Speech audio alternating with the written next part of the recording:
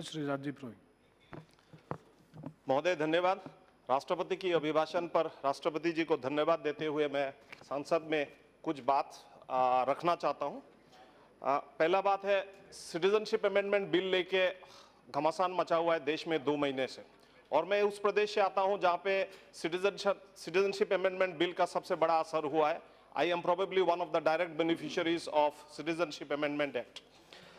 महोदय, जब हमारा देश स्वाधीन हुआ था 15 अगस्त 1947 में, देश जब यहाँ पे सेंट्रल हॉल में स्वाधीनता दिवस की जश्न मनाया जा रहा था, तब महात्मा गांधी जी यहाँ पे नहीं थे, दिल्ली में नहीं थे। यहाँ से करीब 3,000 किलोमीटर दूर नवाखाली में थे। किस कारण गए थे वहां पे? कारण उनको दिल से पता था कि देश का जो पार्टीशन हुआ है वो आम आदमी लोगों ने नहीं मांगा था। जो हमारे जैसे लोग हैं जो आंदोलन किए थे देश के स्वाधीनता के लिए, हम लोगों ने नहीं मांगे थे, लेकिन हमारा ऊपर थोपा गया था, जिसके कारण इन लोगों का ऊपर अन्याय हुआ था बोल के महात्मा गांधी जी वहां पे गए थे। और वहां पे नवाखाली में राइट हो रहा था, पूरा देश में कत्लेआम हो रहा था। पंजाब को डिवाइड किया गया, बंगाल को डिवाइड किया गया। वहां पे सुरमा वैली है, सुरमा वैली के एक नदी चले गए बांग्लादेश में, बराक वैली आ गए सिलचर में, ये इंडिया में। और महात्मा जी को पता था, और उन्होंने बाद में बोला भी था कि अगर कोई किसी भी समय वहां से आना चाहता है हमारे देश में फॉर ए कंफर्टेबल लिविंग, हम लोग इनको स्वाधीनता भी देंगे और बाद में नागरिकता भी देंगे। उन्होंने कोई कट ऑफ डेट नहीं बोला था। नेहरू जी ने भी इसी लाइन पे बात किए थे, सरदार जी भी नहीं किए थे, डॉक्टर श्यामा प्रसाद मुखर्जी ने भी किया था, सुचेता कृपलानी ने। ये पार्लियामेंट में यहाँ पे इस सदन पे बात हुआ। बाद में गुलजारी लाल नंदा से लेके लाल बहादुर शास्त्री जी का भी इसी मुद्दे पे, इसी लाइन पे बात हुआ था। डॉक्टर मनमोहन सिंह जो भारत की बाद में जाके प्रधानमंत्री बने 2003 में, उन्होंने भी यही बात बोला था एज राज्यसभा अपोजिशन लीडर। महोदय, मैं आपका ध्यान आकर्षण करना चाहता हूं, कुछ लोगों ने बोला है कि ये सेकुलर बिल नहीं है। मैं सेकुलरिज्म की उस पर मैं 2 लाइन बोलना चाहता हूं। सेकुलरिज्म किस कारण नहीं है? 2003-4 में जब Atal ji citizenship amendment act लाए थे, जिसमें पाकिस्तान से आने वाले सिर्फ सिख और हिंदुओं के लिए भारतवर्ष में आइन बना था, उस सिटीजनशिप अमेंडमेंट एक्ट को जब 2004 में मनमोहन जी प्रधानमंत्री बने, 2005 में उन्होंने 1 साल के लिए एक्सटेंशन दिया था, एंड 2006 में इनको 2 साल के लिए एक्सटेंशन दिया था। Citizenship Amendment Act of 2004 was meant only for Hindus and Sikhs. मेरा प्रश्न यह है ऑपोजिशन वालों से, क्या तब ये कम्युनल एंगल नहीं था क्योंकि उसमें सिर्फ हिंदू और सिख लिखा हुआ था? ये जो अभी का जो सिटीजनशिप अमेंडमेंट एक्ट है, सिटीजनशिप अमेंडमेंट एक्ट जो अभी आया हुआ है, वो हमारा सेकुलर जो फैब्रिक है उसको दर्शाता है। हम अगर कम्युनल होते तो उसमें सिर्फ हिंदू लोगों के लिए आइन बनता था, लेकिन अभी इसमें हमने क्या क्या इंक्लूड किया है, किसको किसको इंक्लूड किया? हिंदुओं को सिवा हमने वहां पे सिख, ईसाई, बुद्धिस्ट, जैन, पारसी सबको किया, और जिसको इंक्लूड हमने नहीं किया उसके कारण अगर देश में इतना बवाल मच रहा है, तो इनको बोलना जरूरी है कि equality can be only for equals, equality can not be for unequals. जो देश है, जो पाकिस्तान और बांग्लादेश है, वहां पे जो मेजॉरिटी है जो इस्लाम धर्म मानने वाले हैं और बाकी लोगों का बीच में कोई इक्वालिटी नहीं है। हमने नेहरू लियाकत एक्ट का हमने भरपूर पालन किया है, जिसके कारण हमारी देश में आज doctor APJ Abdul Kalam, doctor Fakhruddin Ali Ahmad और डॉक्टर मनमोहन सिंह जैसे लोग हमारे देश की सबसे बड़ी पद पर बैठे। लेकिन आप एक निदर्शन दीजिए जहां पे पाकिस्तान नहीं तो बांग्लादेश में कोई माइनॉरिटी के लोग जाके देश की राष्ट्रपति या प्रधानमंत्री या आर्मी की ऑफिसर बने, एक निदर्शन आप दिखा दीजिए। हमारा देश सेकुलर है, सेकुलर है बोल के ये 70 साल से जो हम करे आ रहे हैं, देश के लोग हमको सपोर्ट कर रहे हैं, जिसके कारण आप पीछे जाके वहां पे बैठे हो। 55 साल आप लोगों ने राज किया, विशेष करके एक परिवार ने कम से कम 38 साल आप लोगों का राज था। और मेरे दोस्त यहाँ पे गौरव गोगोई जी बैठे हुए, उनका पिताजी 3 टर्म के लिए मुख्यमंत्री थे। पिछले 30 साल में असम में कांग्रेस के हाथ में राज था, करीब 20 साल। भाइयों और बहनों, कांग्रेस के लोगों ने भी जो सिटीजनशिप अमेंडमेंट का फेवर,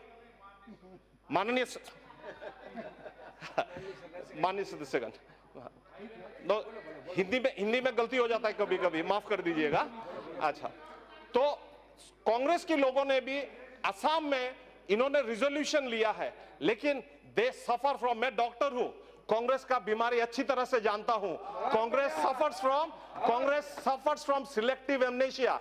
जब इनको पता होता है ये हमारे फेवर में है तब इनको याद आता है, जब इनको फेवर में नहीं है तब ये लोग भूल जाते हैं। और ये सिटीजनशिप अमेंडमेंट बिल के लिए बापूजी को भूल गए, नेहरू जी को भूल गए, सरदार पटेल को भूल गए, इन्होंने खुद अपने नेता तरुण गोगोई जी का 2011 में क्या बोला था वो भी भूल गए। आज जाके पिछले दरवाजा से पावर में आने की कोशिश कर रहा है। बाकी सब राज्यों में तरुण गोगोई जी ने कुछ दिन पहले बोला है जरूरत पड़ने से हम नया पार्टी बनाएंगे। हम भाई ठीक है नया पार्टी बनाएंगे, अभी 3rd पोजीशन में है तो कुछ दिन बाद आप 5th पोजीशन में चले जाएंगे असम में, चिंता करने का जरूरत नहीं है।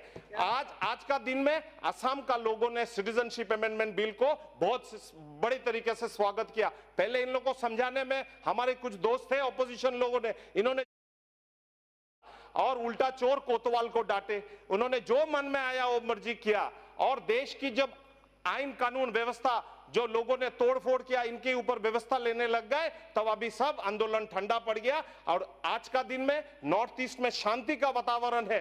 आज ब्रू का समस्या समाधान हो रहा है, बोडो का समस्या समाधान हो रहा है, नागा लोग टॉक्स पे आए हुए हैं और अल्फा का जो सुपर है वो भी विदेश में बैठे हुए हर रोज पत्रिकाओं में स्टेटमेंट देते रहते हैं। जैसे लग रहा है आने वाले दिन में भारतवर्ष की जो सरकार है वो ठोस सिद्धांत लेके जो परमानेंट सॉल्यूशन नॉर्थ ईस्ट के लिए है वो करने की कोशिश करेंगे। मोदी जी ने जो एक्ट ईस्ट पॉलिसी किया है, हम आशा करते हैं कि आने वाले दिन में गुवाहाटी से पूरा एशियन कंट्री का रास्ता खुल जाएगा। सिर्फ रोडवेज नहीं खुलेगा, इवन रेलवेज भी खुलेगा जब हम यहां से गुवाहाटी से आगे एशियन कंट्रीज तक जा सकते हैं।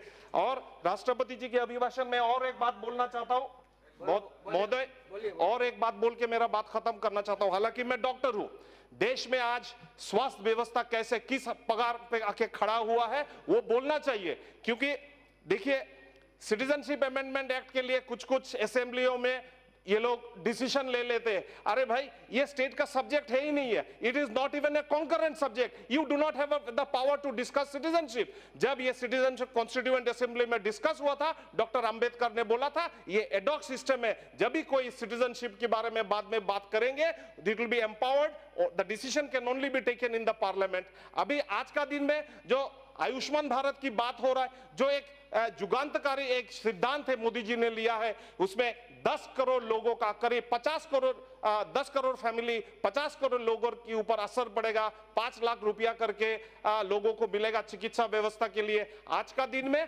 कुछ प्रदेश, महोदय मैं थोड़ा और समय लूंगा, आज का दिन में कुछ लोग हैं जैसे वेस्ट बंगाल है, केरला है, दिल्ली है, तेलंगाना है, आप लोगों ने आयुष्मान भारत को क्यों लागू नहीं कर रहा है? भाई इसमें क्या खराबी है? गरीब लोगों के लिए हो रहा है। और हमारी सरकार ने सिद्धांत लिया है कि 75 नए मेडिकल कॉलेज हमारे खुलने वाले हैं, 22 एम्स खुलने वाले हैं, जिसकी आधार पे करीब 16,000 MBBS सीट और 4,000 सुपर स्पेशलिस्ट की सीट आने वाले दिन में खुलने वाले। भाई और महोदय मैं ये बोलना चाहता, चुनाव प्रचार से आया थोड़ा, महोदय मैं ये बोलना चाहता हूं आज का दिन में हमारे देश में एक डॉक्टर की अगेंस्ट में 1655 पेशेंट है। हालांकि हु की रिकमेंडेशन है एक डॉक्टर की अगेंस्ट में 1000 पेशेंट होना चाहिए। और ये फुलफिल करने के लिए हमारे देश की जो नीति है, नया जो नेशनल मेडिकल काउंसिल कमीशन जो लागू हुआ है, वो हम आशा करते हैं it is a game changer. और हमारी देश की डॉक्टर और पैरामेडिक्स आज यूके, यूएस और हर जगह जाके उनकी देश के मेडिकल सिस्टम को बहुत बड़ा करते हैं, क्यों नहीं हमारे देश को? तो हम आशा करते हैं आज का दिन में हमारी सरकार राइट पाथ पे है और आने वाले दिन में हमारे देश पृथ्वी के सबसे सर्वश्रेष्ठ देश होने की कगार पे खड़ा हुआ है। आओ सब मिलके हाथ बटाए और हमारे देश को आगे ले जाए। ये बात कहते हुए मैं अपना बात को विराम देता हूं। धन्यवाद महोदय।